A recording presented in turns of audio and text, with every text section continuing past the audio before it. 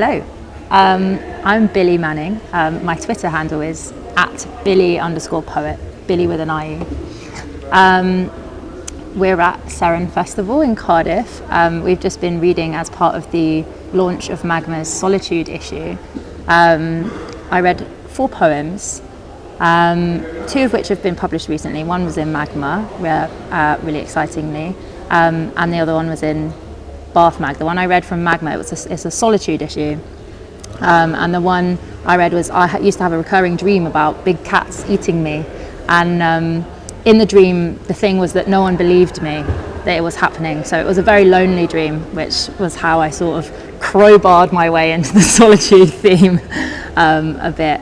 And I read 3 other poems, one of which was in Bath Mag recently, which was after a Frank O'Hara poem, The Day Lady Died, where he does this kind of beautiful thing where he's talking about all of this normal day that he's having and all of the activities he's doing. It's very specific, very located in time and place, and then he brings us to this moment of receiving this dreadful news, and that's what I was kind of trying to emulate with my poem. Is there an art connection to you as well? Like Frank O'Hara was sort of very much into, the New York art scene. Is that something that you are? He was, yeah. No, I'm not. I definitely enjoy visual art, but I've never attempted to create any myself. No. My name's Amaan Hyder. I'm on Twitter at Hyder_Amaan. And today I read my poem that's in the issue of Magma that Billie was just talking about. The poem is about shame and how shame can really isolate you. And it's about being unable to cross the threshold into a gay bar. And the speaker of the poem really struggles with that over a number of years.